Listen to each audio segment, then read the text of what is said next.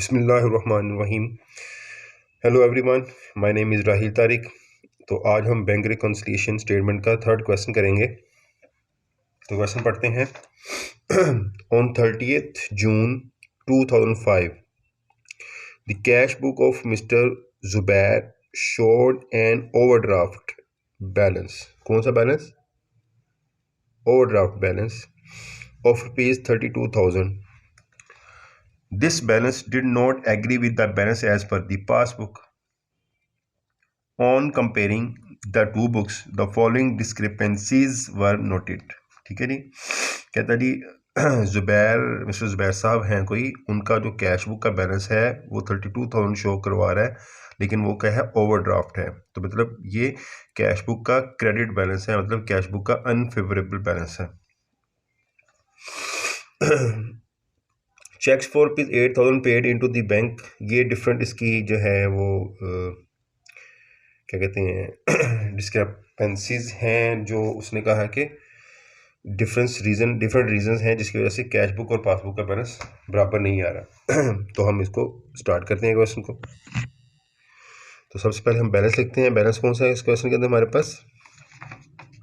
Balance as per cash book overdraft, मतलब cash book का credit balance.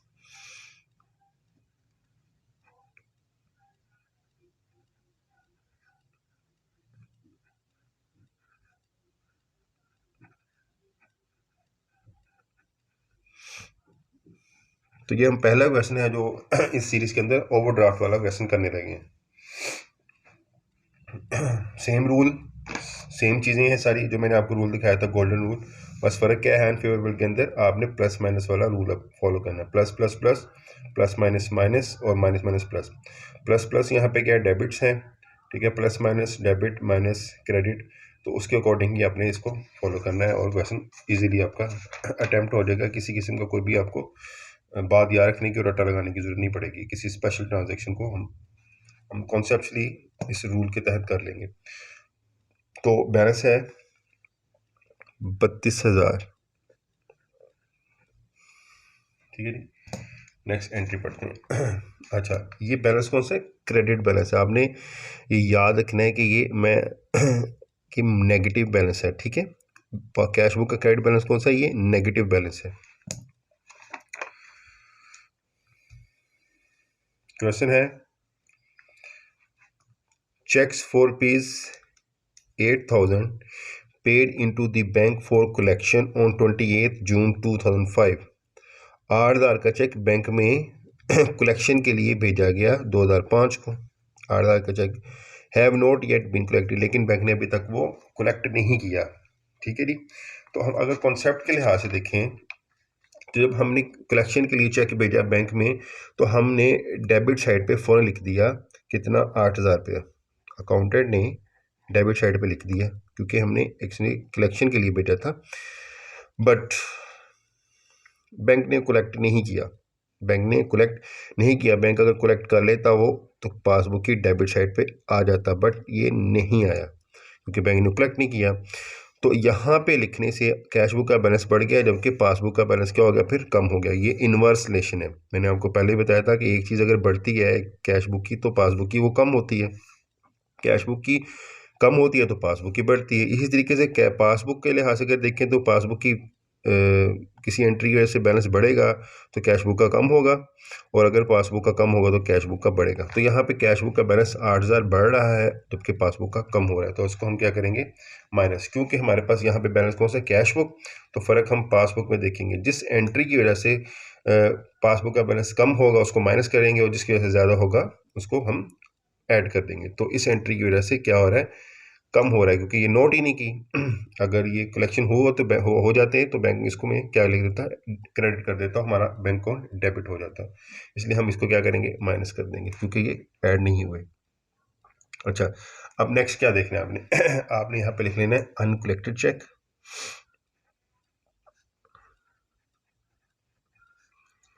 Uncollected checks, इनको भी आपने क्या करना था? 8,000 को माइनस करना था, बट यहाँ पे आप रुकेंगे ज़रा और देखेंगे कि ये ऑलरेडी हमारे पास नेगेटिव बैलेंस है, ठीक है।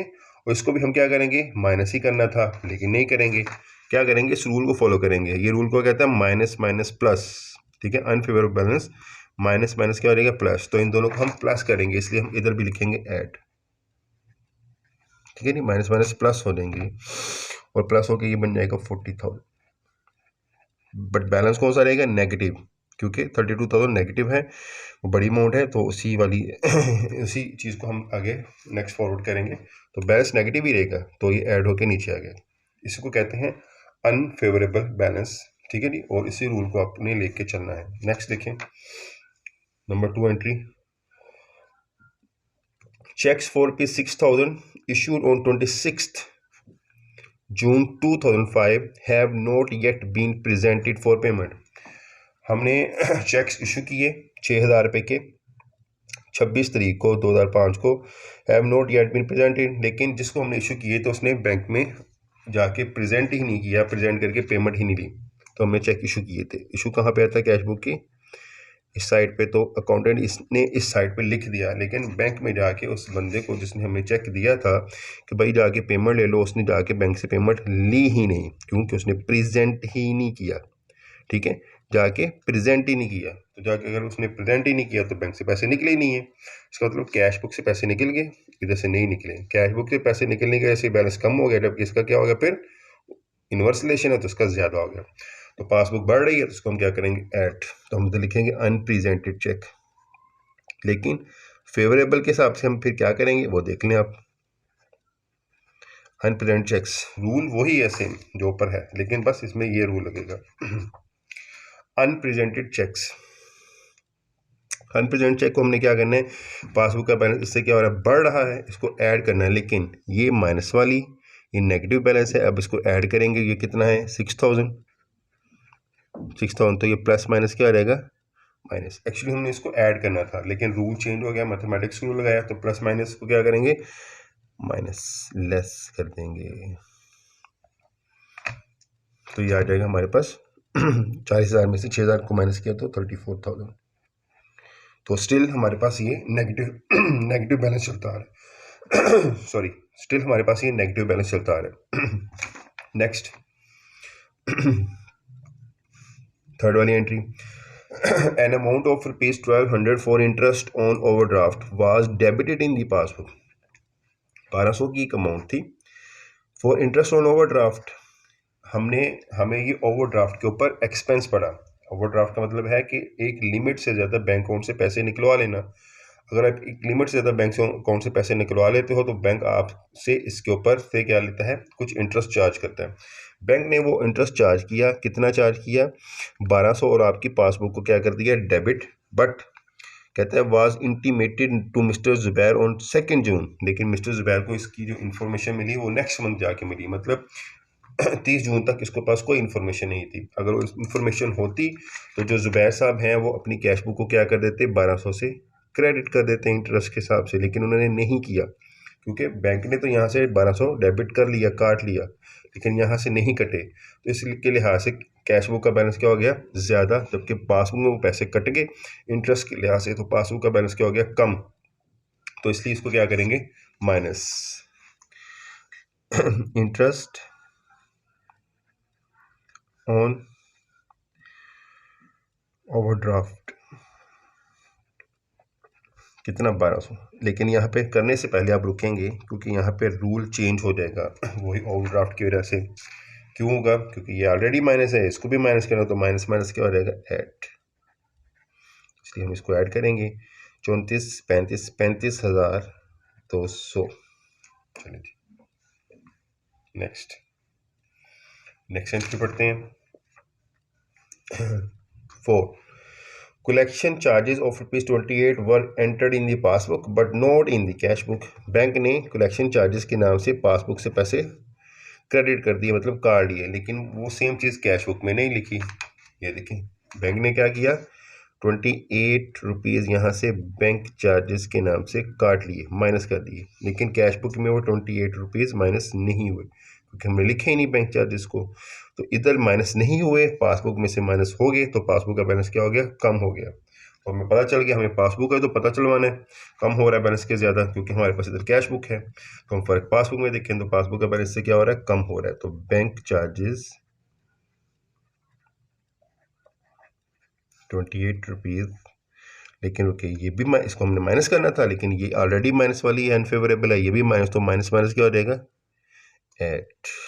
बस ये इस चीज़ का आपने देखना है, ख्याल रखना है, अनफेवरेबल बैलेंस को लेके कैसे चलना है।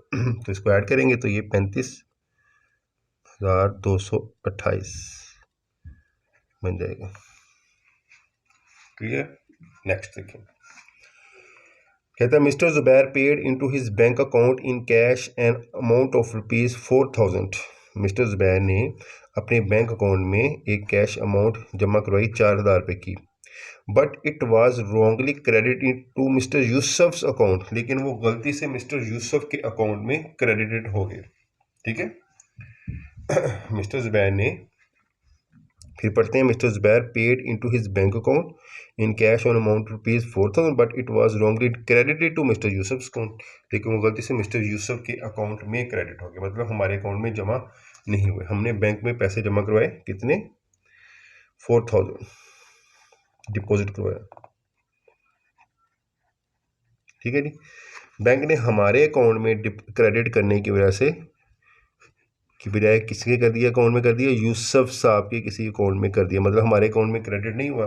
तो हमारे अकाउंट में अगर पैसे जमा नहीं हुए तो हमारे अकाउंट का बैलेंस क्या हो गया, कम बढ़ गया 4,000 रुपये से। तो लिखेंगे 4,000, इसको माइनस करना है, तो माइनस माइनस फिर क्या हो जाएगा, एट। तो लिखेंगे रॉन्गली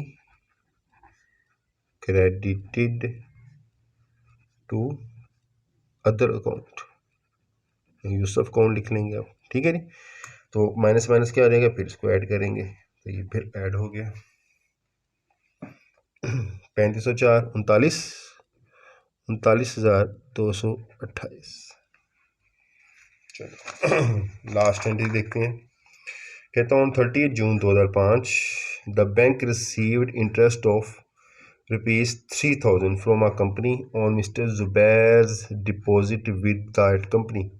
कहता हूँ 30 जून को 2005 को the bank received interest of ₹3,000, bank को 3,000 रुपये इंटरेस्ट मिला फ्रॉम अ कंपनी, किसी एक कंपनी से, on mister Zubair's deposit, mister Zubair ने कोई इन्वेस्टमेंट की हुई थी, उसके डिपॉजिट से बैंक को वो 3,000 रुपये मिला, और बैंक ने क्या कर दिया, हमारे अकाउंट में यानी जुबैर साहब के अकाउंट में 3,000 को क्या कर दिया, जमा कर दिया।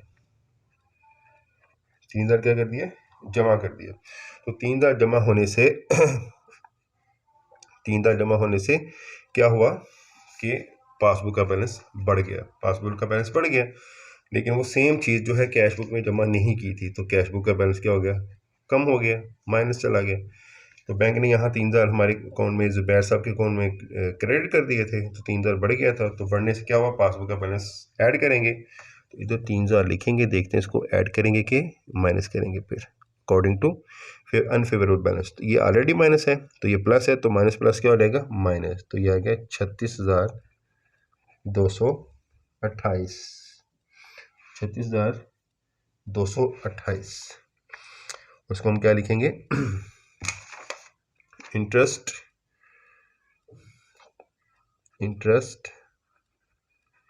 collected by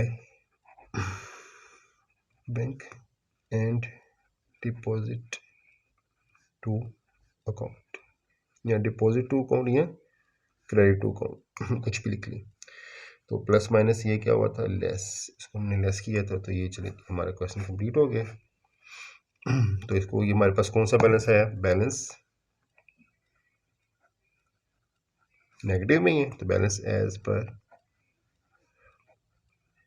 पासबुक कौन सा, डेबिट, तो स्टिल ये अनफेवरेबल बैलेंस हमारे पास आ गया।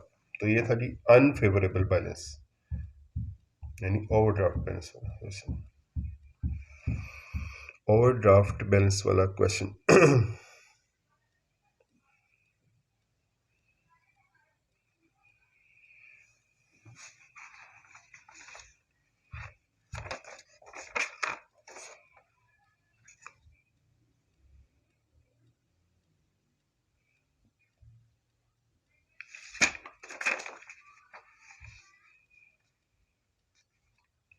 टेक केयर, अल्लाह हाफिज़।